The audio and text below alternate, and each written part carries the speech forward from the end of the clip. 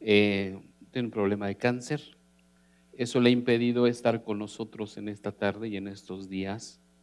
Sin embargo, reciban verdaderamente un saludo y un abrazo de parte de ella, ¿sí? Me ha pedido incluso también saludarlos y decirles que la vida continúa, ¿sí?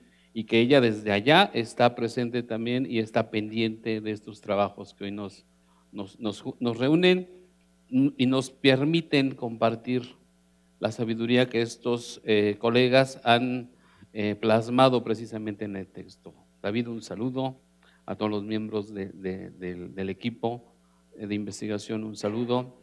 Gracias al Museo Amparo también por permitirnos este espacio para la lectura de este trabajo. Tlazocamatic miek no chincanini cancate. Apunte sobre la influencia occidental en las imágenes de águilas y jaguares en la pintura indígena del siglo XVI, el caso de Cuauhtinchen. Primero que nada, agradecer al Museo Amparo por el cobijo para recibir este trabajo.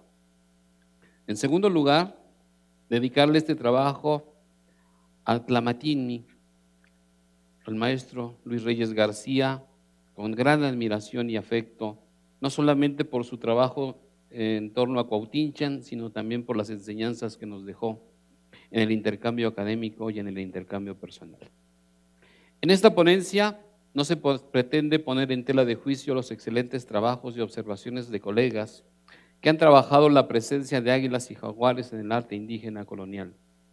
Más bien, lo que se pretende es hacer una reflexión un poco más sobre el papel iconográfico de estos animales, también como un género europeo establecido y conocido. Nos referiremos aquí a la tradición europea heráldica. Algunos investigadores, como María Castañeda de la Paz y Dana Leibson, han tocado este tema, pero desde el punto de vista de Eli, no creo que en un contexto directo. Como bien sabemos, en el mundo prehispánico, las águilas y los jaguares, emparejados o por separados, servían de imágenes de suma importancia y con una variedad de significados, muchos de los cuales no se ha entendido perfectamente. Sin embargo, y refiriéndonos a ellos siempre en el contexto de género, el sistema iconográfico que plasmaba a estos animales en la heráldica europea sirve de comparación con el sistema de su lectura indígena prehispánica, ya que, en nuestro entendimiento, ambos llevaban en su propia codificación de significados. Y no dudamos en absoluto de que los intelectuales indígenas novohispanos llegaron a entender bien el sistema europeo. Los escudos de armas y otros símbolos, digamos, políticos del nuevo poder eran una presencia en su mundo que no podían ignorar, pero también abrían una puerta fácil para lecturas clandestinas, si así se nos permitiera llamar, o aculturativas dentro de los patrones indígenas de sabiduría. Es desde luego notorio el interés que tuvieron estos intelectuales en la heráldica, adaptando rápidamente sus reglas estructurales e iconográficas para crear emblemas comunitarios o escudos personales, a veces por su propia cuenta. Por lo tanto, en este trabajo se examinarán brevemente dos casos de las apariencias de águilas y jaguares en la expresión artística del siglo XVI. Primero los de un conjurador y en segundo las pinturas de Ixmiquilpan Hidalgo, con fines de echar un poco más de luz en las intenciones de los autores de las correspondientes manifestaciones artísticas de San Juan Bautista Cuauhtinchen.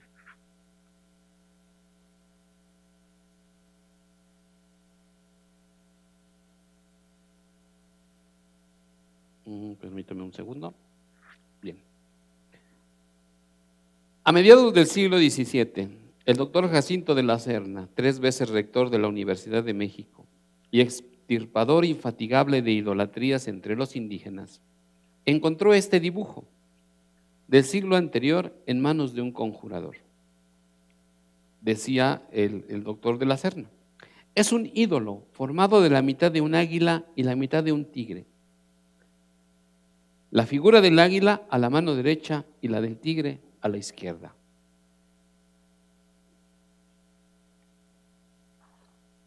Nos damos cuenta inmediatamente que desde nuestra perspectiva las posiciones descritas no son correctas, Sin embargo, de la Serna claramente reconoció en los animales el sistema de la heráldica europea, en donde los lados derecho e izquierda, llamados diestra y siniestra, se designan desde el punto de vista del portador del escudo y no del observador.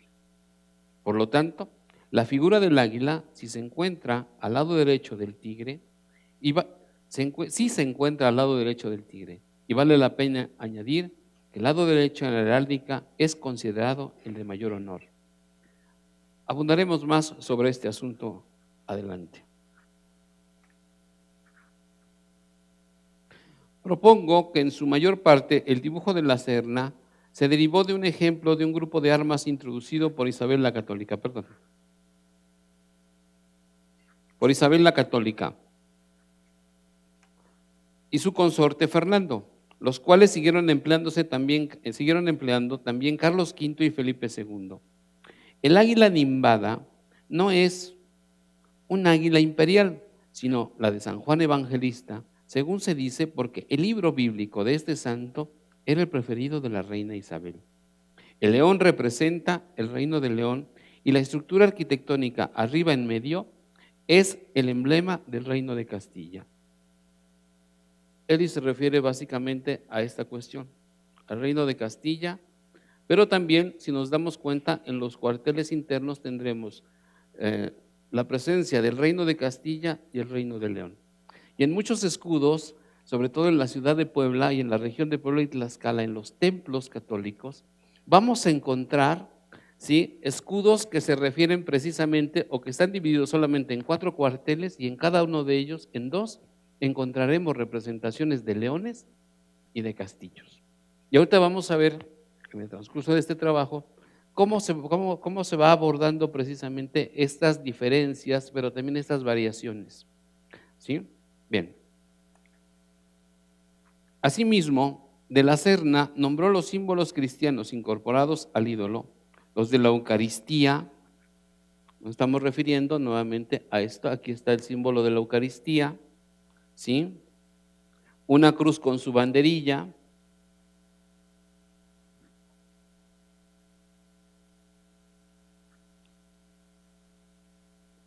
Al modo de la de San Juan Bautista, y cita: en la parte inferior, en medio de las piernas del águila, aquí, ¿sí?, y del tigre, un carnero pendiente al modo que se pinta, ¿sí?, dice de la Serna, el tuzón.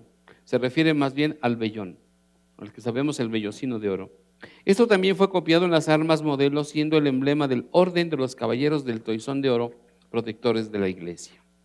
Finalmente, al pie del ídolo venía escrito en náhuatl lo que de la Serna llamó una invocación, que decía según su propia traducción, y cito: aquí se contiene y refiere lo que debe hacer y creer el verdadero cristiano, para que obedezca y entienda las palabras de Jesucristo y la intercesión de la Virgen, su bendita Madre. Podemos entender en las palabras del conjurador que en el dibujo los directivos respecto a la veneración de Cristo y su Madre eran claros para él, pero no tal vez para los que llaman tigres y águilas, plebeyos y la gente inferior y común, y los debilitados pobres tullidos y los que ocupan en el campo y en los montes. Es decir, según el conjurador, esta pobre gente seguía agarrado a las águilas y tigres de antaño, y de esta manera mezclan las cosas divinas y de nuestra sagrada religión con los abusos y torpezas de sus idolatrías, teniendo por cierto que uno y otro se puede usar y uno y otro es necesario. No obstante, esta imagen o esta manifestación idólatra del siglo VI, en más o menos la misma época, otras representaciones de águilas y jaguares habrían sido aceptadas aparentemente sin dudas por las autoridades eclesiásticas en un contexto más bien religioso, o sea, en los muros de los templos del Dios cristiano. En la nave de la iglesia agustina de San Miguel Ixmiquilpan, un grupo de tlacuiloque reprodujo varias veces y a grandes dimensiones los mismos animales emparejados o agrupados. Nos estamos refiriendo en este caso al águila, aquí al jaguar, aquí el águila, más o menos, como dice Eleonor, en la misma forma o en el mismo estilo en que el conjurador de la Serna había presentado el dibujo anterior.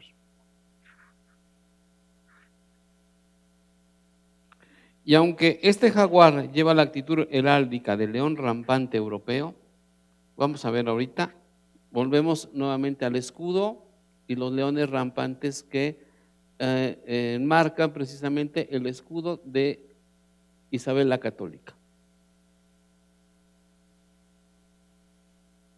Existen paralelos muy parecidos en algunas representaciones prehispánicas. Aquí podemos ver la manera en que es representado precisamente este jaguar. Estamos en Izmiquilpan y veamos la forma en que se representa también en el Códice Newton, ¿sí? Prácticamente es similar incluso la forma de representar las garras y la posición iniesta del mismo animal, ¿sí? Aún más cerca a la tradición prehispánica también podemos apreciar lo siguiente. Aquí nuevamente, ¿sí? El águila, el jaguar con las vírgulas de la palabra. Lo mismo que aparece en esta piedra Tenochca, el águila cantando enfrente del jaguar que hace lo propio. Perfectamente enmarcadas las vírgulas de la palabra, ¿sí? Y también en el Tonalá de Obón se puede ver la manera en que se representa al jaguar, en este caso a Tepeyolotl, el corazón del monte, y este otro jaguar que aparece también ahí en Izmiquilpan. Es muy semejante la forma, es muy semejante, volvemos, algunos detalles que aparecen comunes, las garras, ¿sí? del animal, la boca, ¿sí? Las fauces, y es la misma, quizás la misma representación.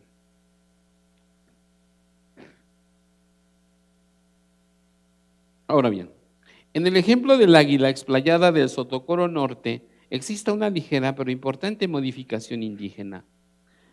La cola del águila se ha convertido en lo que queda de un glifo de Altepetl. Todavía se puede discernir una de las conchitas que llevaban precisamente el glifo de agua. Este mismo detalle se repite en el escudo de relieve encontrado en el lado norte de la fachada de la iglesia. Aquí podemos ver precisamente estos detalles que Eleonor nos comenta. Ahora bien, pasando ahora a Cuautinchan, tenemos dos muestras estupendas que emplean imágenes de águilas y jaguares. El manuscrito llamado Historia Tolteca Chichimeca y el claustro del convento de San Juan Bautista. Como los dos ejemplos aquí, ambos pertenecen a la segunda mitad del siglo XVI. Primero, en el manuscrito de la Historia Tolteca, las representaciones tienden a mostrar disposiciones rituales al estilo prehispánico, ¿sí? Desde el cuerpo pintado por parte de los actores, llamémoslo así, ¿sí? La posición del águila y la posición del jaguar.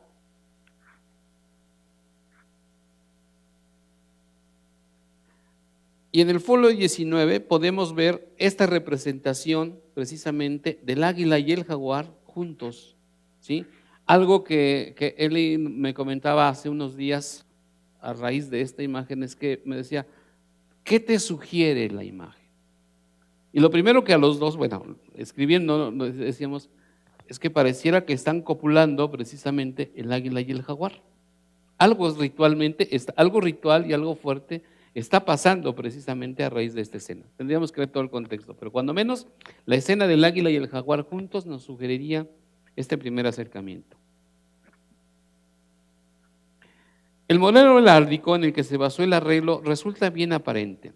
El águila y el jaguar, ¿sí?, flaquean la estructura que nos recuerda inmediatamente el emblema heráldico del reino de Castilla.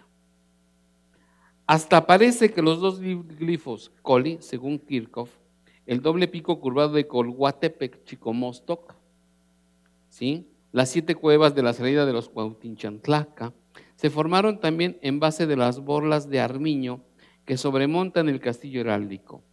Hay otros detalles como las actitudes tomadas por los animales, rampante, perchado, y el color rojo de las lenguas que llevan de fuera, ¿sí? Lo vemos tanto aquí como en el escudo europeo. Es decir, en la terminología heráldica son lenguados gules de origen romano, la corona de laurel enmarcando precisamente como símbolo de la victoria o del valor militar. Aquí tal vez se hace referencia a la valentía de los primeros cuauhtinchanclacas en su defensa de la ciudad sagrada de Cholula. La posición del jaguar y del águila, pues sigo insistiendo.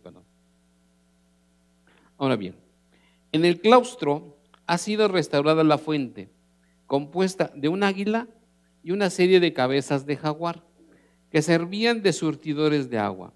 El detalle curioso, si no fuera por el hecho de que uno de los atributos del jaguar en la época prehispánica era su asociación con el agua, como lo muestra el Códice Laud aquí en una representación de Tlaloc. Lleva un yelmo de jaguar y en la lengua bífida aparece precisamente de nuevo ese detalle del jaguar. No por nada era el avatar del dios Tlaloc, tal como lo vemos aquí con su yelmo y su rugido de jaguar. Parece que para los indígenas del siglo XVI el animal no perdió esta antigua asociación. Existe otro ejemplo en la caja de agua de Tepeapulco. Como Pablo Escalante ha dicho de manera acertada, la arquitectura del claustro de Cuautinchan ofrece una lectura directa del topónimo compuesto lugar del águila, lugar del jaguar, la cueva roja, según se especifica en la historia tolteca chichimeca. No dudamos de esta determinación, ya que también existen otros ejemplos parecidos en la arquitectura novohispana de los claustros. No obstante, en Cuautinchan, el claustro y la fuente con sus surtidores de los jaguares agua, traen otros aspectos que los acercan más todavía a la cueva natural del agua. Según las investigaciones de la maestra Yoneda, el barranco que formó la cueva tuvo su origen en el volcán Matlalcueye, madre sagrada de las aguas sustentadoras de toda una región. Konrad Tirakowski observó que en una época unos conductos desviaron las aguas que entraron y salieron de la cueva hasta el convento.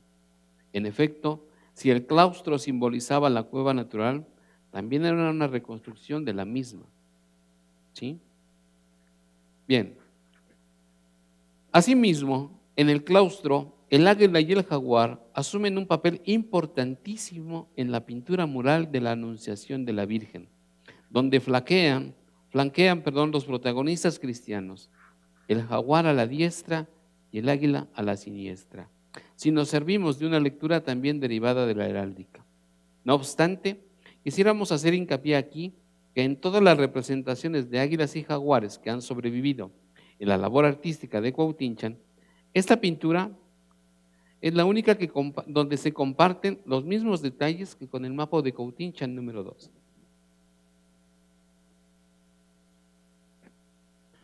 Ambas incluyen al jaguar del lado izquierdo, aquí lo tenemos en la pintura de la Anunciación en el convento de Cuautinchan, aquí en el MC2, ¿sí? Ambas incluyen el jaguar del lado izquierdo de nuestra perspectiva y los formatos iconográficos de estos animales son casi idénticos. Este hecho tal vez sugiera que son contemporáneos en su ejecución artística, pero creemos también que existe un vínculo ideológico que une a los dos a otro nivel. Veamos esto. Las interpretaciones de la presencia de los dos animales flanqueantes en la Anunciación han sido varias. Siguiendo la ideología prehispánica en transición a la cristiana, el maestro Constantino Reyes Valerio, por ejemplo, nos habló de la lucha entre la luz, el águila sol, y las tinieblas, el jaguar nocturno. Escalante argumenta también que se relacionan directamente con los textos de tradición eurocristiana, ofreciendo varios ejemplos de figuras sueltas, es decir, no emparejadas, de águilas y de leones invocados como símbolos proféticos del advenimiento de Cristo. A primera vista, la pintura de la Anunciación sin los animales flaqueantes parece una copia directa de un grabado europeo. Sin embargo, como también ha demostrado a Escalante, existen adiciones indígenas principalmente y para nuestros propósitos. Aquí, lo que puede ser un cojín con la piel de jaguar que flota en el aire al lado de la Virgen, reemplazando al parecer el almohadón imperial de la Reina del Cielo que aparece en muchas interpretaciones europeas de la iconografía de la Anunciación, como veremos más adelante. El mismo detalle de piel de jaguar también figura en la pintura de la historia tolteca chichimeca que narra la salida de las 7 cuevas.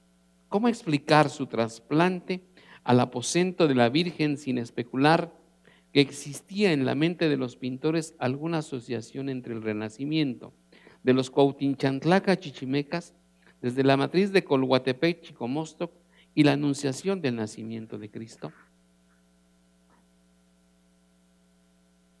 Otro detalle, no tan obvio, es la semejanza entre la figura que abre la cueva y el arcángel. La figura nos estamos refiriendo a este personaje. Y aquí está el ángel de la Anunciación. Creo que sus bastones, que se podrían calificar como penetrantes, sugieren precisamente eso, ¿sí? Tomamos nota de que la figura que abre la cueva lleva en su mano izquierda una pluma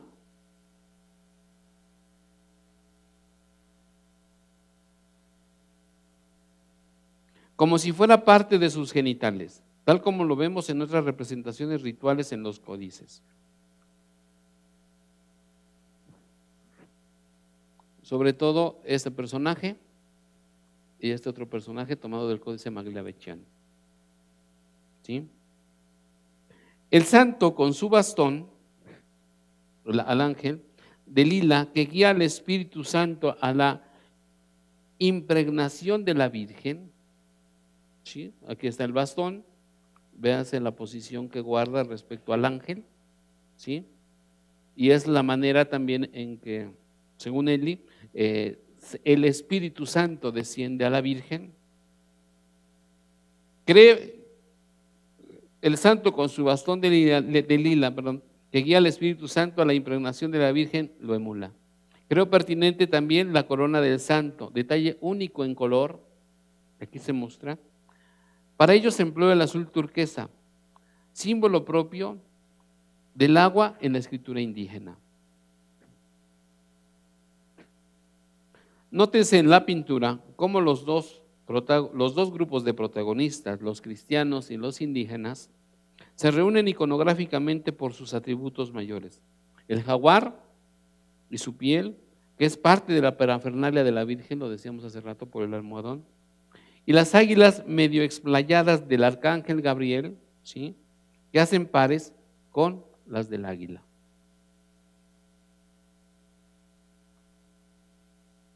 Me parece que existe una influencia heráldica en este arreglo iconográfico, en el sentido de que el águila y el jaguar se leen como los soportes o tenantes periferiales de lo que se llaman los campos internos del escudo. Lo importante de esta observación es que no son adiciones ni a los escudos ni a la anunciación de Cuautinchan, sino que representan una y la misma cosa.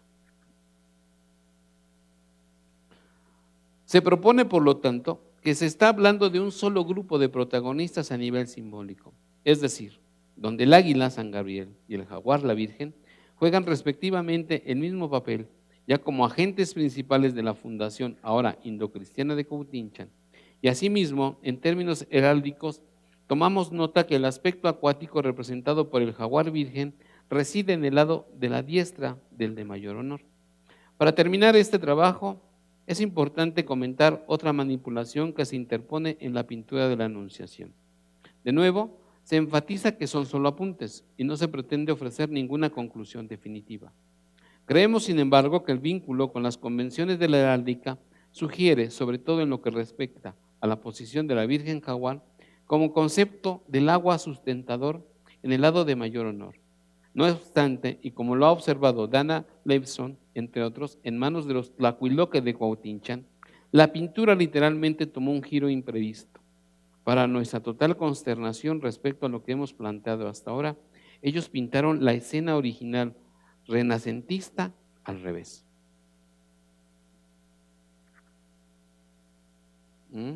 Esta es una pintura de Sandro Botticelli.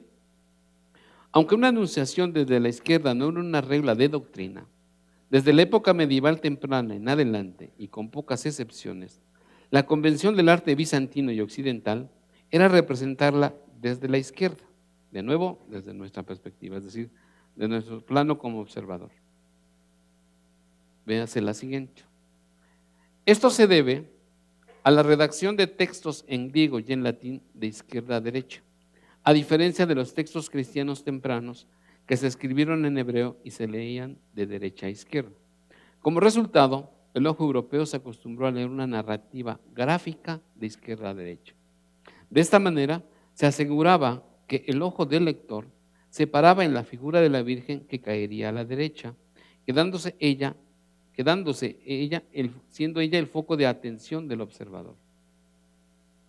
Volvemos nuevamente a Cuauhtémoc. Es posible que se haya copiado la escena de la Anunciación directamente de una plancha de impresión